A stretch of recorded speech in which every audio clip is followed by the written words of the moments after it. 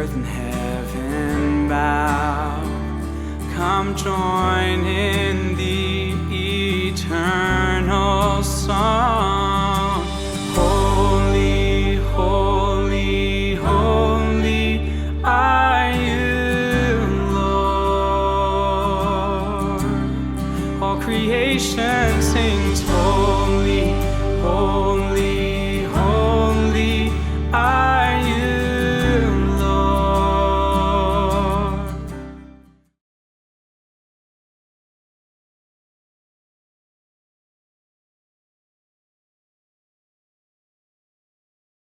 So familie, Kenneth het nou net met julle gedeel. Ekskuus dat ek net dit sê vir die van julle wat nie weet nie, my naam is Albertus en saam met my vrou Corine is ons die senior leiers van hierdie gemeente.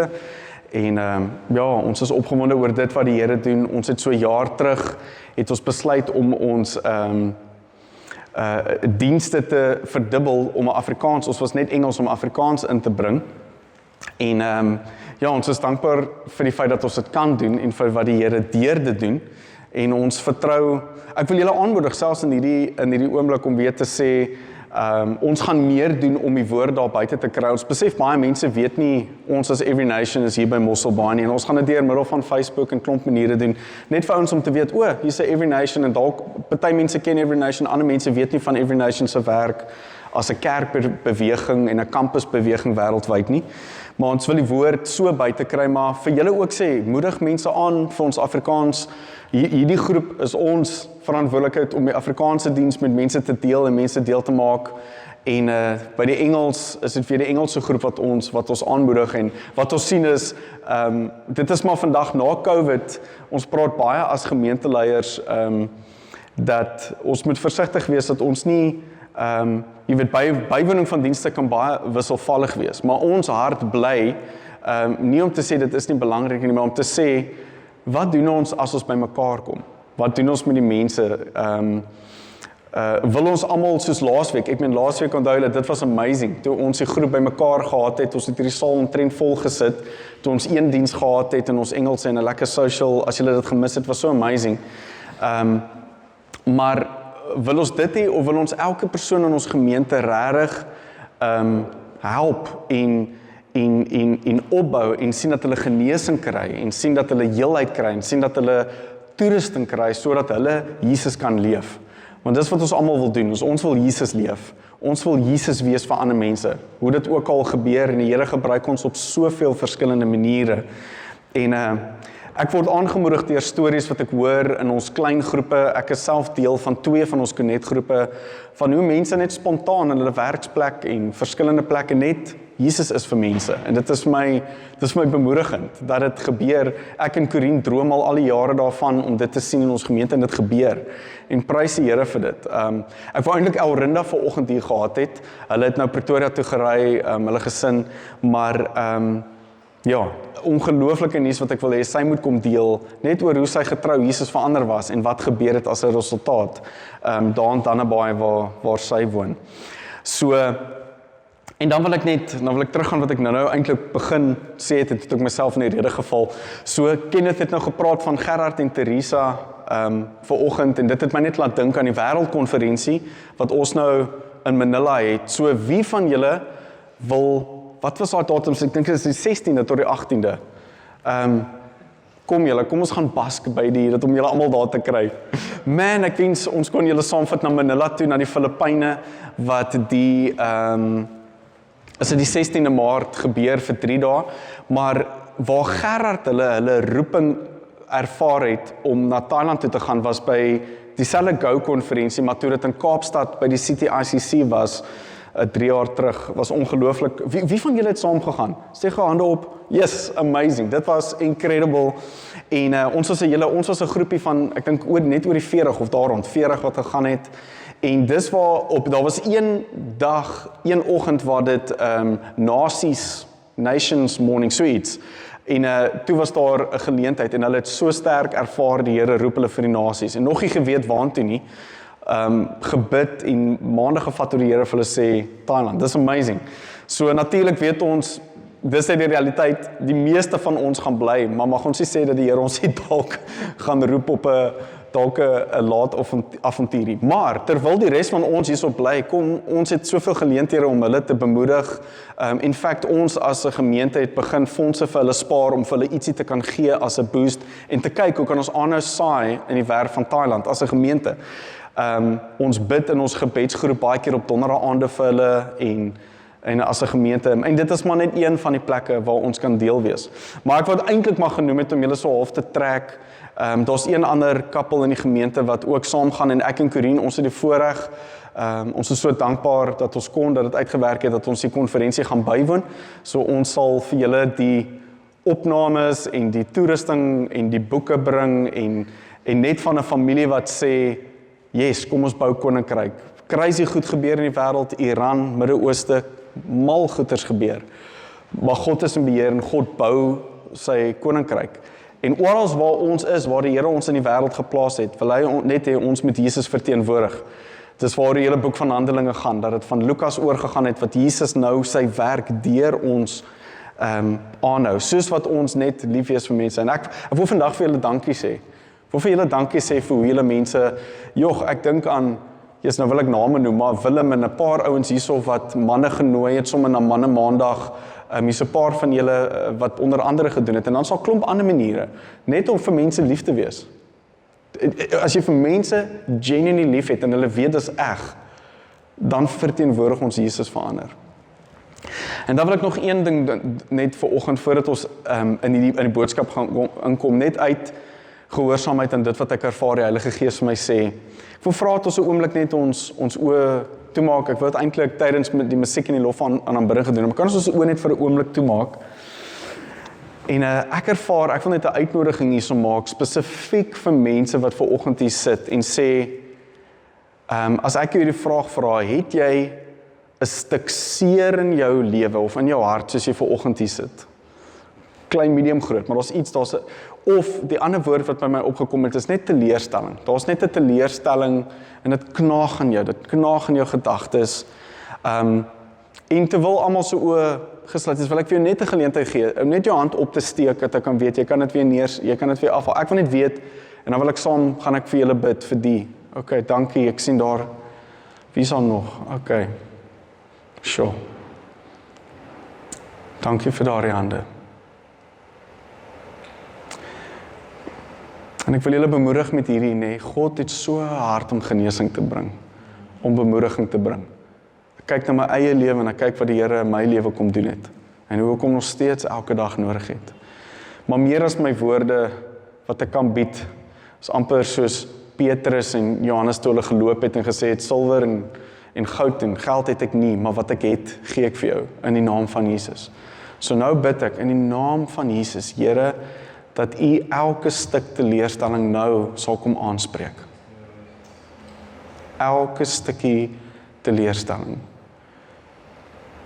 Here, en ek bid dat ons nie sal val vir die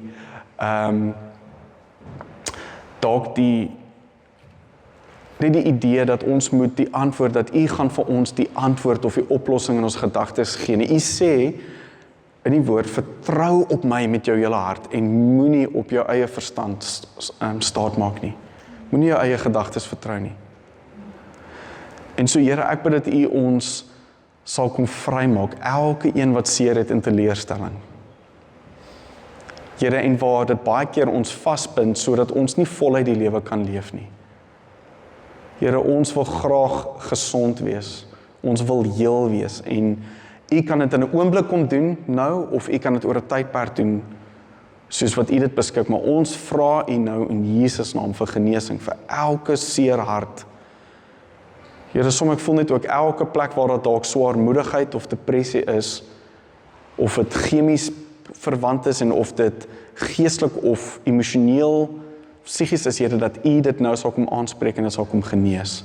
In Jesus se naam, Here, daar's krag in die naam, want U is God en U het U lewe neergelê, sodat ons genees kan wees en sodat ons heel kan wees, Here. So ons staan op U woord. Oor en oor in die Nuwe Testament beveel U ons om te bid vir genesing, te vertrou vir genesing, vir mense hande op te lê en te bid. En so ons bid nou, Here. En ons vertrou op U. Ons vertrou nie op ons eie krag nie, ons vertrou nie eers op ons eie salwing nie, Here. Die salwing is die Gees. En die Gees van God, dankie dat U is. So bring genesing, bring vryheid van vandag af, Here. En ek bid, Here, dat wat ook al hierdie pyn en teleurstelling is, soos U het genees, Here, dat U kinders hier aangemoedig sal wees om dit soos 'n offer op die altaar te kom neerlê. A living sacrifice is wat by my opkom in Romeine 12. A living sacrifice, 'n lewende offer, om dit net op die altaar te sit. En Here, ek gee dit vir U. En Here, ek sê hierdie met groot sensitiwiteit. U weet, U ken my hart en met groot liefde. Ek bid dit, Here, want ek ken myself ook, Here. Ek bid dit U ons sal vrymaak van die lokval van die vyand om ons in 'n gat te hou van selfbejammering. Here, ja, waar die pyn eg is, dit is ons ervaar dit, maar dat ons nie sal bly in daai plek waar die vyand wil hê ons moet wees nie. Dat ons nie sal bly om 'n monument te bou vir ons teleurstelling of pyn nie. Want Here, ons wil nie uitmis nie, Here. Niemand van ons weet hoeveel tyd ons het op hierdie aarde oor nie. Ons wil dit voluit gebruik, voluit leef vir U, Here. So kom bring vryheid in Jesus se naam, in Jesus se naam. En almal sê, Amen. Amen. Sjoe, julle, ek is so opgewonde op die reistog wat ons vanoggend in ons 2 dienste, ons doen dieselfde van laas jaar af, doen ons dieselfde in ons Afrikaans en Engelse dienste. Ons doen want ons wil graag daai gehegtheid hou. Ons wil nie hê mense moet voel, en onthou, ons is versprei as gemeente in verskillende klein groepe en connect-groepe en bedieninge en kursusse. So ons wil nie hê dit moet voel soos 2 groepe nie. So tensy die Here ons anders te lei, doen ons dieselfde boodskappe in beide, dat daar daai stuk eenheid vir ons ook is. Maar ek is so opgewonde oor die volgende, ek dink 5 weke wat ons gaan stil staan op die volgende onderwerp. En vanoggend voor die diens, toe ons net hier saam gebid het ek so net ervaar dat die Here wil hê dat ons moet kom met so eerbiedigheid vir hom en sy woord. Net om te besef wie hy is. Hy is God, en niemand van ons het begeerte as dit by kerk kom in die liggaam van Christus. Ons wil nie speletjies speel nie. Ons wil vreugde hê, yes. Maar as jy hoor die onderskeid. Ons wil nie ligsinnig wees of net dit nie diep deel maak van ons lewens. En ek glo dit is vir meeste van ons, maar ek dink is dit iets om onsself te aan herinner en ek wil ons aanmoedig dat ons God se woord so sal opdrink, sal opeet, soos ons met hierdie reistog. Ek is al bietjie moeg vir die woord reeks, want partykeer voel dit vir mense, jog, dit is so vooraf beplan. En net sodat julle weet, hierdie is wat ons self ervaar het, soos ons gebid het. Dis nie iets wat, ek kom agter, partykeer dink mense, die goed word deur Every Nation vir ons gegee, en hierdie is die goed wat ons moet preek. Nee, en as die Here vir ons enige tyd sê, in hierdie 5 weke, pause, okay, stop, hy wil hê ons moet die onderwerp verander, dan volgens die Gees se leiding. So ek wil julle net bemoedig, ek wil julle insluit en deel maak van hoe ons dink oor hierdie goed. Maar vir die volgende 5 weke gaan ons op hierdie reistog gaan, en ek wil begin, ter inleiding om te sê, soos jy vanoggend hier sit, het jy 'n duidelike prentjie in jou verstand van hoe jy wil hê jou lewe moet lyk. Of selfs in die toekoms. Vir die seisoen waarin jy nou is, en as jy dink, ons is verskillende ouderdomme hier, ons verteenwoordig verskillende seisoene, maar het jy miskien, kom ek vra 'n bietjie anders dalk, het jy 'n ideale prentjie van hoe jy sou wil hê jou lewe moet lyk? Paar goed wat jy dalk anders te sou wou hê. Laat dit bietjie insink. Dan wil ek die vraag miskien bietjie meer inkleer deur te sê, watter soort mens wil jy wees? Wil jy graag wees? Of is jy tevrede, wat heeltemal okay is is jy tevrede tans? Watter soort gelowige wil jy wees? Watter soort Christen? Watter soort eggenoot, huweliksmaat wil jy graag wees as jy getroud is hier vanoggend? Miskien as jy op skool is, of jy studeer op hierdie stadium iets, of jy is in daai seisoen, watter soort student of skoolleerling wil jy wees? Het jy al dalk 'n voorbeeld gesien van iemand en jy voel, ek wil so wees? En dan as ek dit uiteindelik bietjie weier kan vat, watter soort kerk wil ons wees? Watter soort geestelike familie wil ons wees? Dink bietjie daaroor.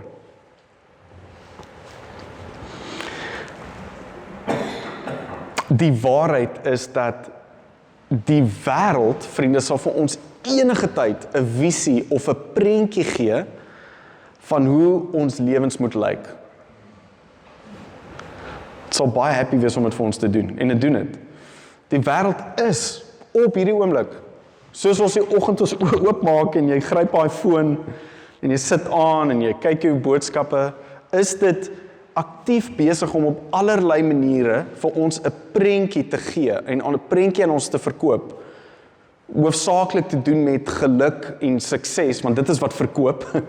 Dit is wat ons graag wil hoor. En ek sê glad nie dat alles want dit is verkeerd nie, asseblief hoor my. Maar die punt wat ek wil maak is, God het egter 'n veel mooier prentjie van hoe hy wil hê my lewe en jou lewe moet lyk. En dit lyk baie anders, radikaal anderste as die wêreld se beeld. So, ons, ek wil nog nie te formele woord, kan jy sê grondslagteks, die fondasieskrif, Bybelgedeelte wat ons vir hierdie 5 weke gaan gebruik, en ons gaan nie net uit dit uit preek nie, dis maar net half die wat dit alles gaan saambind, gaan uit Psalm 1 uitkom, maar elke week gaan ons 'n ander skrifgedeelte, heeltemal 'n ander skrifgedeelte hê. Maar vir vandag gaan ons begin by die boek van Psalms en die Psalm wat regtig al die ander Psalms bekendstel, en dit is 'n Psalm wat ons nie weet wie dit eintlik geskryf het nie. Dit kon dalk die finale, soos hulle sê, persoon gewees het wat al die Psalms bymekaar gesit het. Party mense dink dalk Esdra. Dit was dalk Esdra gewees wat die eerste 2 Psalms as 'n inleiding tot die wysheid en die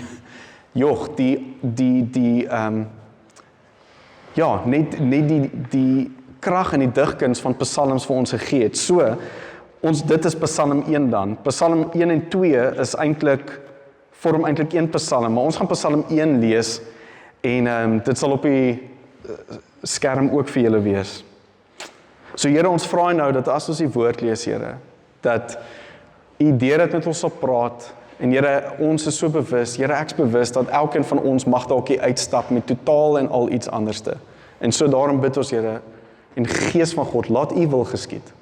Laat U wil geskied, soos ons U woord inneem, en mag ons 'n gesindheid hê om te sê, ek gaan nie net woorde hoor nie, maar ek gaan aktief by die Here hoor, hoe moet hierdie woord my lewe verander? Is dit dalk baie eenvoudig, iets wat moet ophou, wat moet staak in my lewe, of is daar iets wat ek vir die Here my roep om te begin doen? Nie om wetties te wees nie, maar om lewend te wees. Mag ons gehoorsaam wees aan dit, in Jesus naam. Amen. Psalm 1, vanaf vers 1. Gelukkig, almal sê gelukkig. Gelukkig is die mens wat nie loop volgens die raad van goddeloses, of staan op die pad van sondaars, of sit in die vergadering van spotters nie. Hy, of sy, vind egter vreugde in die gebooie van die Here, en oordink sy voorskrifte dag en nag. Hy is soos 'n boom geplant langs waterstrome, wat vrugte dra op die regte tyd. Sy blare verwelk nie, en alles wat hy doen is hy voorspoedig. En dan verander dit so 'n bietjie vanaf vers 4, maar dit geld nie vir die goddeloses nie. Hulle is soos kaf wat die wind verstrooi. Daarom sal goddeloses nie voortbestaan in die oordeel of sondaars in die geselskap van regverdiges nie. Want die Here waak oor die pad van die gelowiges, maar die paaie van die goddeloses lei tot ondergang. Sjoe, dis 'n mondvol. Stem julle saam? OK, ek dink, het julle al hierdie Psalm voorheen gelees? Ek het party van julle dit al dalk honderde kere gelees, ek weet nie. Ek maak geen aannames nie. Maar Wat 'n wonderlike Psalm wat regtig 'n inleiding gee saam met Psalm 2 weer eens as 'n regtig inleiding tot die boek van Psalms. En so daar's een woordjie hier in vers 3 wat sê soos 'n boom geplant. Almal sê geplant. En so dit is die reeks en die tema vir die volgende klompie weke om geplant te wees. En waar ons gaan kyk na geestelike dissiplines vir 'n vrugbare lewe. Ek wil amper sê vir 'n lewe wat lewend is, vir 'n lewe wat jy op die einde van die dag nie kom en sê, "Jeg, as ek nou daaraan dink, voel ek, joh, ek het eintlik my tyd gemors." Nou dat ek aan die einde van my lewe is, kom alles in perspektief en ek besef ek kom my lewe anders te geleef het. En ek moes dalk. En ek wil vir julle die fokusstelling gee van vanoggend. So hierdie is die een boodskap. So hierdie is goeie nuus. So ek gaan nie vir jou toestemming gee om nie na die res te luister van die boodskap nie. Alhoewel dit in jou hande is, maar hier is die een opsomming wat ek wil hê jy moet onthou. As jy hierdie kan onthou en wegvat, dan is dit goed. So as jy dit wil neerskryf of memoriseer, maar net uit die boodskap. So die prentjie wat God vir jou lewe het, is een waar jy permanent geplant is langs sy strome van lewende water, sodat sy vreugde, eerstens, sy vrug en sy veiligheid, jy dit kan beleef. Ek gaan dit nog een keer lees. Die prentjie wat God vir jou lewe het, is een waar jy permanent geplant is langs sy strome van lewende water, sodat jy sy vreugde, vrug en veiligheid kan beleef. OK, so, al wat ons gaan doen in die res van hierdie tyd is om dit net so klein bietjie uit mekaar uit te trek. So eerste punt wat ek wil maak is, God het 'n wonderlike plan vir jou lewe. Sê vir jou persoon langs jou, God het 'n wonderlike plan vir jou lewe. Oh my word. Sien julle hoekom het ons hierdie preekreeks nodig? Julle glo dit nie. Joh, OK, ek sal julle aan die einde van hierdie 5 weke vra om dit vir mekaar te sê. Ek sal dan vir julle vandag sê namens God, God het 'n wonderlike plan vir jou lewe. Ek gaan eerlik wees vanoggend, ek was partykeer bietjie krities. Dis van julle gaan my nou nie like nie. OK, maar ek gaan dit nog steeds sê. Ek voel ek moet dit sê.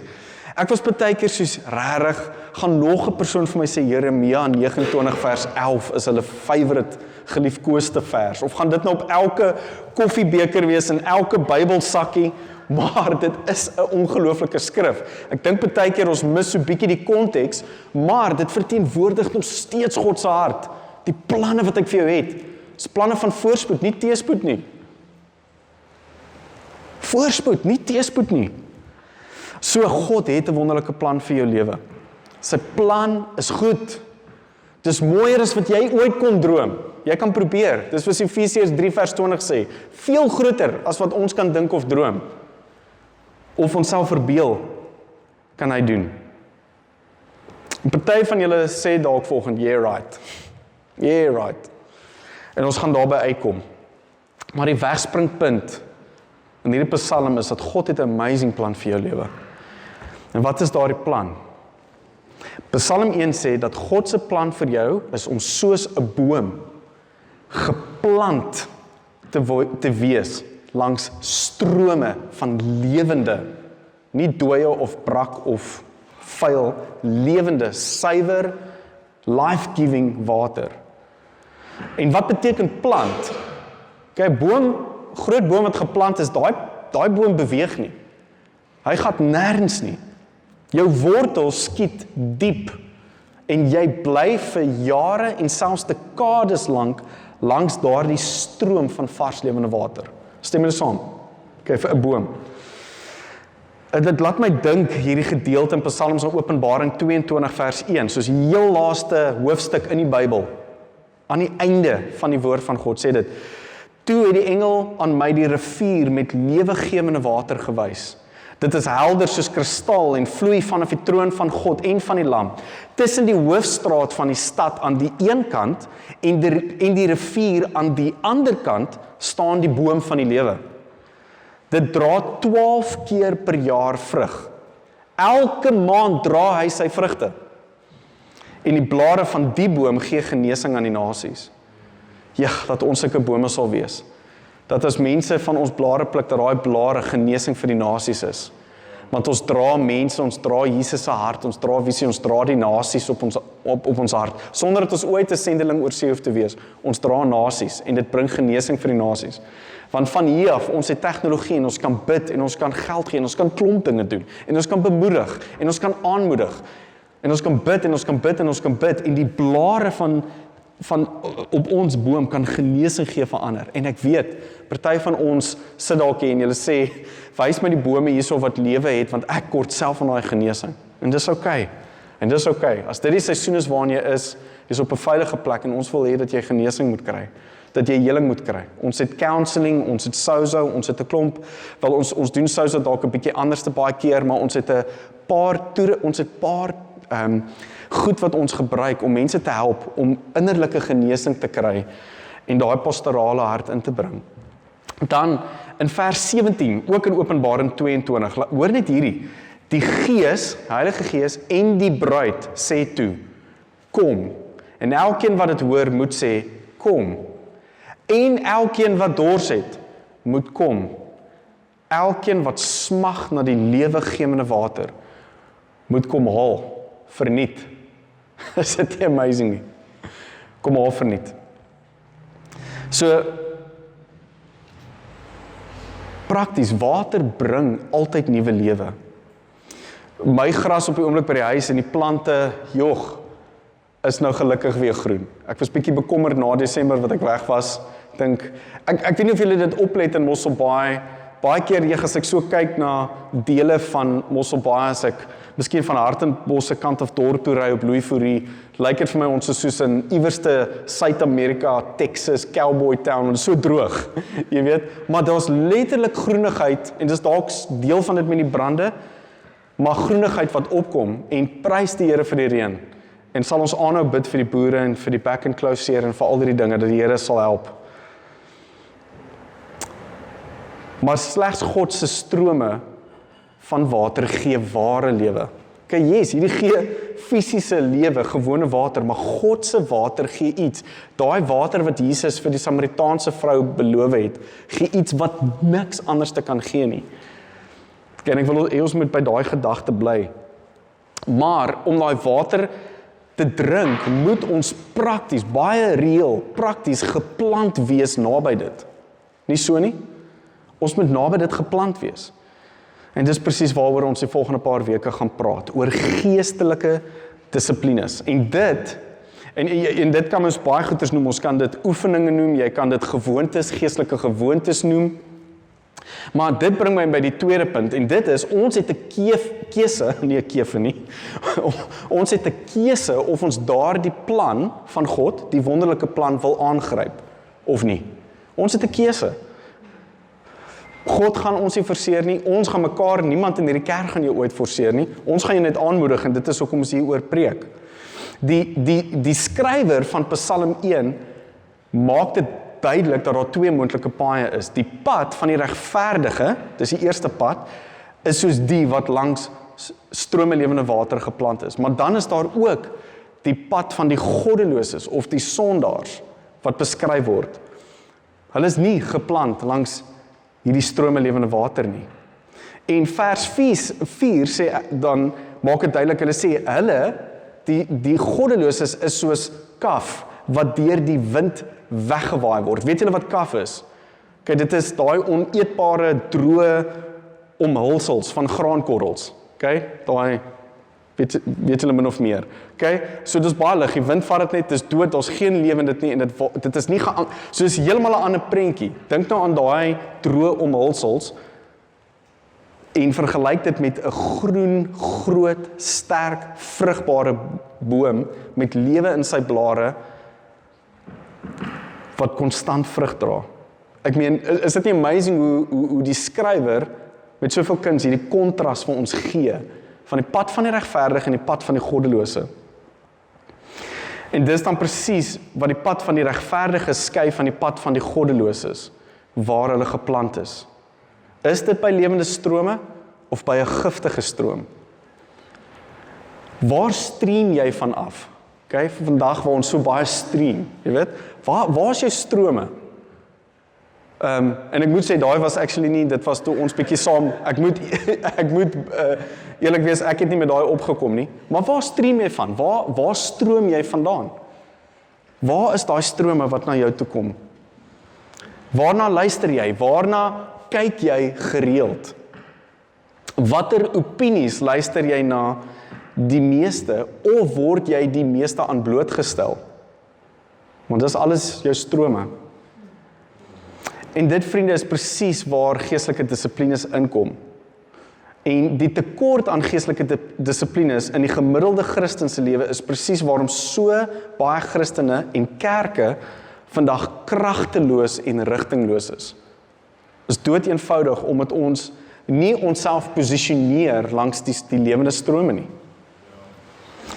Hoor gou net 'n bietjie van hierdie statistiek wat ek net gaan opsoek het rondom, want ek weet van hierdie realiteite, en daar is onder sekere ouderdomsgroepe wat wel bemoedigend is, voordat ek hierdie baie hartseer goed vir julle lees, veral onder, want hierdie kom nou uit Amerika uit, maar dit is baie soortgelyk in Suid-Afrika, indien nie erger nie. Maar in Amerika is God besig om iets te doen.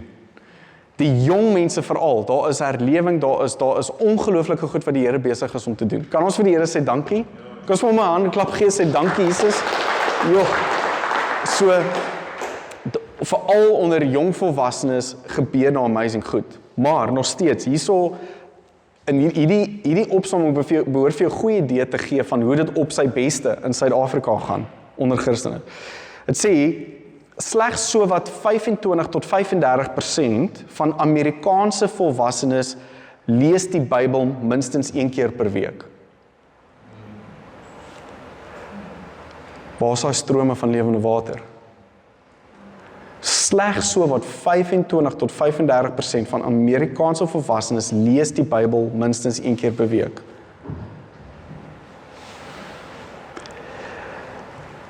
Volgens sommige navorsing lees net 14% die Bybel 4 keer of meer per week. En dis 'n vlak wat dikwels met dieper geestelike volwassenheid en betrokkenheid geassosieer word. Onder mense wat deel is van 'n kerk en gereeld bywoon, sê slegs so wat 31 tot 32% van hulle lees die Bybel elke dag. Met 'n soortgelyke persentasie wat dit 'n paar keer per week lees. En dan is daar ongeveer 9% tot 10% van gereelde kerkgangers. Hierdie is mense wat gereeld, hulle is deel van 'n geestelike familie. 9 tot 10% van hulle erken dat hulle selde of nooit die Bybel lees nie. Die strome van lewende water skiet tekort. En dan, net in terme van Bybelse geletterdheid of kennis, slegs 22% van Amerikaners het die hele Bybel al ten minste 1 keer in hulle lewens deurgelees. Net minder as 'n kwart van Christene, nie van Amerikaners nie. Ja, skus, ek het nou gesê Amerikaners, maar hierdie was onder Christene gewees. En dan, as dit kom by want hierdie is 2 eenvoudige gewoontes wat ons net nou oor praat, maar ons gaan oor ver meer as dit praat, maar die woord en hoe ons commune met die Here deur gebed, deur met hom te praat. So die mees opvallende tendens is die bestendige afname in daaglikse gebed oor die afgelope 2 dekades. Vanaf Februarie, so dis nou laas maand, 2026, sê slegs 44% van Amerikaanse volwassenes hulle bid elke dag. En dit is 'n massiewe daling van 2007 toe 58% daaglikse gebed beoefen het. En dan staan die stil derde, noem hulle dit, byna 'n derde, 32% van Amerikaners sê nou, hulle bid selde of nooit nie. Dis 'n groot persentasie, wat 'n groeiende segment van die bevolking weerspieël, wat geen gereelde geestelike praktyk het nie. Vriende, wat ek wil sê oor geestelike dissiplines, ons gaan 'n paar van hulle, ons kan nie almal van hulle aanraak in die volgende klompie weke nie, of hierdie oefeninge, of hierdie gewoontes, is dat dit is nie wetties nie. Dis nie veronderstel om wetties te wees nie. Mens kan dit, jy kan amper, daar's baie goed eintlik wat mens kan wetties doen. Dis veronderstel om strome van lewende water te wees. Die Engels praat ons van hierdie konsep van means of grace. It's a means of grace, a means of receiving God's grace. En die geestelike gewoontes, dit is goed wat Jesus gedoen het, om heeltyd in die Vader se wil te leef, en konstant in eenheid met hom te wees. Onthou julle wat hy gesê het, ek doen net wat die Vader sê om te doen. Ek doen net wat die Vader my wys, is dit wat ek doen. En dit sê op 'n stadium, hy het vroeg die oggend het hy gegaan berg toe en hy het gaan bid, soos wat dit sy gewoonte was. Was nie 'n once-off of nou en dan. Dit was sy gewoonte om op sy eie te kom, en dis hy wat Jesus wat self verduidelik het, gaan in die secret place, gaan in die geheime plek in, en wees met jou Vader. In 1 Timoteus 4 vanaf vers 7, en ek dink ek het hier op die skerm, ek wil hê julle moet hierdie sien wat Paulus skryf. Kyk gou wat sê hierdie, wat skryf Paulus, hy sê, bestee jou tyd en energie daaraan, om jouself te oefen tot geestelike fiksheid. So daai oefen, in die Engels sê dit training, is gymnasia. Okay, dit is gymnasia, dit praat van om hard te oefen, okay? Ek sal eerder nie sê hoe gaan dit met my fisiese oefening op hierdie stadium nie, okay? Bestee jou tyd en energie daaraan om jouself te oefen tot geestelike fiksheid. Liggaamlike oefening het wel waarde, is like, vir almal van julle wat hou van julle oefening, maar geestelike oefening is baie belangriker. Sê baie belangriker. Nee, sê dat asof julle dit bedoel. Baie belangriker. Want dit hou die belofte in van beloning, sowel in hierdie lewe as in die volgende. Dit is 'n betroubare boodskap, een wat verdien om ten volle aanvaar te word.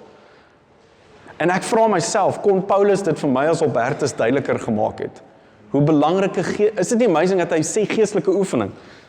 So ons kan stry met Paulus en sê, Paulus, ons weet nie of jy die Here geken, of jy regtig Jesus ontmoet het op Damaskus nie, want daar is daar baie wetties. Maar dan moet ons vir onsself sê dat ons raak baie wetties met 'n klomp ander goeters. Ons raak baie wetties met fisiese oefening en 'n klomp ander goed in ons lewens. Die derde punt wat ek wil maak is dat God se beloning wanneer ons geplant is langs strome van 'n lewende water, is groter as enigiets wat die wêreld jou kan bied. Okay, dit is nie net, wees geplant, neem die strome in, en ja, dit gaan nou maar, ek weet nie, ondergemiddeld wees nie. Dit is nie die realiteit nie. Daar is 3 belonings, minstens, wat wag in God se goeie plan vir die wat langs sy strome leef. En dit is wat ek vroeër genoem het, vreugde, vrug en veiligheid. En hierdie 3 goed, as ons dit reg verstaan, kan niks in hierdie wêreld, kan dit ewenaar nie. Kan dieselfde gelyke vir jou gee nie. Ons kan dalk dink dat daar soortgelyke goed in die wêreld is, maar dit sal 'n leuen wees om te dink dat dit enigstens naby kan kom wat God het vir ons. Dit sal op die beste fake wees, dit sal 'n namaaksel wees. In vers 1, ek wil net hierdie vir julle uitlig, dat julle nie dink ek dink hierdie self uit, die vreugde, vrug, veiligheid. Vers 1 sê, gelukkig is die mens, onthou julle die ou vertaling, welgeluksalig, blessed, dit is eintlik die Engelse woord blessed, gelukkig is die mens, wat? Dit en dat, en dan vers 2, hy vind vreugde in die gebooie van die Here, vreugde, gelukkig, vreugde. So ons veronderstel om joy te wees, in die Here te ken. Omdat hy vreugde vind in God en verstaan wie hy is. Augustine of Hippo het gesê, ek lees vir julle in die Engels, the beginning of the psalm promises happiness to those who love the law of God. En dan het John Calvin gesê, the righteous are not blessed because they are without sin, but because they meditate on God's law. Ons gaan nooit volkome sonder sonde wees nie, nooit. Ons groei en die Here werk ons, maar ons gaan nooit, Ons het 'n status dat die Here sien ons as regverdig ten spyte van ons tekortkominge. Maar die ding wat ons vreugde gaan gee is nie wanneer ons voel, "Jesus, okay, nou is ek 'n heilige persoontjie. Nou doen ek baie goed." Of nou is ek 'n baie goeie mens nie. Nee, dit is die Psalm 1 het skryf, dit is wanneer ons op die woord nadink, dit inneem, dat ons eie maak. Dis die woord. Hoekom is die woord kragtig? Want God is amazing. Die woord is amazing, want God is amazing en dit is sy woord. Dit is so eenvoudig, dit is sy liefdesbrief aan ons. Dit is sy wysheid, sy beloftes, sy rigting. As ons wonder, wat is God se wil? Lees die Bybel. As ons te neergedruk is, lees die Bybel. As ons bemoediging kort, lees die Bybel. Want die gees van God is in die woord, dit is die gees wat dit geskryf het. Dis hoekom Hebreërs 4 sê, the word of God is living and active. Living and active. As dit dood is, dan lê die fout by ons, nie by die woord nie. Dan moet ons net sê, Heilige Gees, hierdie voel vir my nou dood, kom maak dit vir my lewend. Vers 3 sê dan, vir die tweede ding, hy is soos 'n boom, geplant langs waterstrome, wat vrugte dra. Op die regte tyd, daar is die vrugte. Die Here wil vir ons vrug gee in ons lewens, dat ons lewens vrugbaar is, dat dit produktief is, dat dit effektief is, dat dit iets na vore bring, wat mense kan proe en sê, wow. Onthou weer daai blare van genesings vir die nasies. En dan vers 6, die Here waak oor die pad van die gelowiges. Daar is die veiligheid. Dit is veiliger om langs die strome van lewende water te wees as om by enige ander strome. So ek wil jou vra, wat is die strome wat jy heiliglik van drink? Is dit nie dalk tyd om bietjie dit te herevalueer?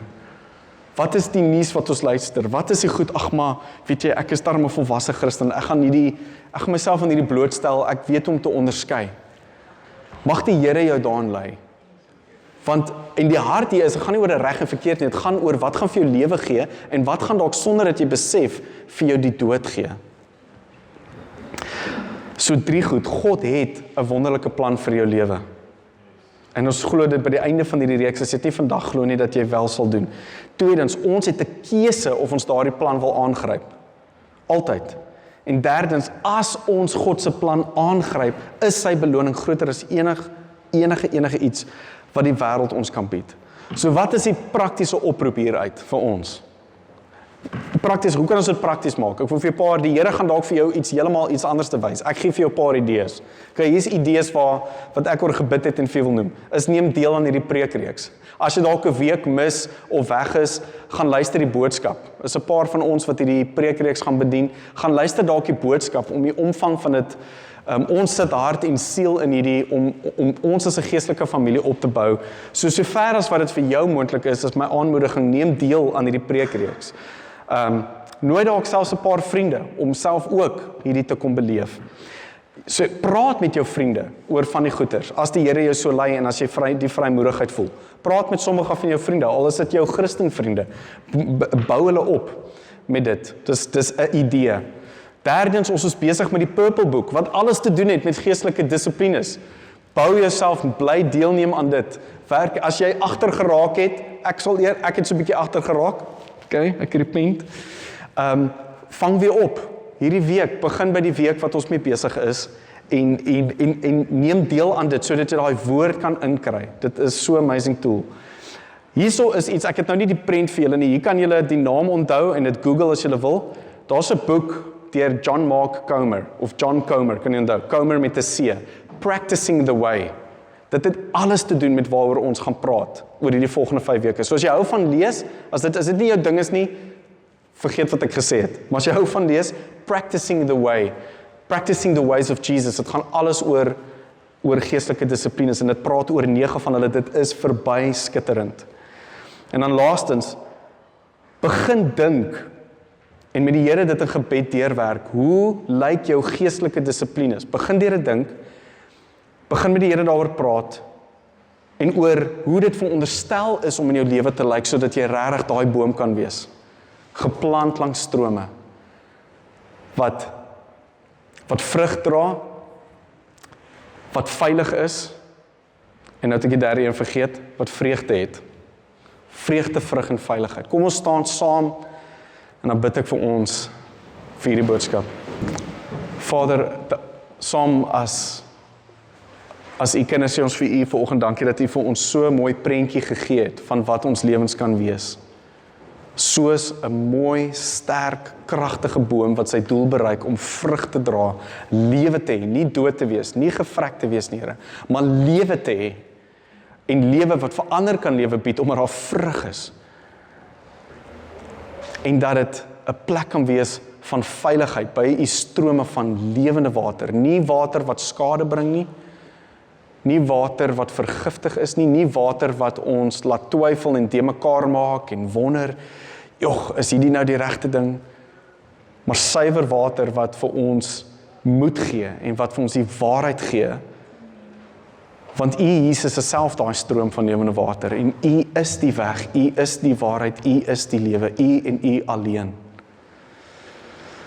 So Here, ek bid vir my vriende hier vanoggend, Here, ek bid soos ons in hierdie week ingaan, ek bid vir beskerming, vir veiligheid, ek bid vir vreugde, en ek bid vir vrug, Here. En ek bid, Here, dat, Here, dat ons U woord sal opdrink, ek bid vir aanhoudende genesing, vir mense wat uitdagings het, ek bid vir oplossings vir uitdagings, en ek bid, Here, dat U ons die moed sal gee, om mense, alle mense net hierdie week, enige mens wat ons mee in kontak te kom, Here, net lief te hê.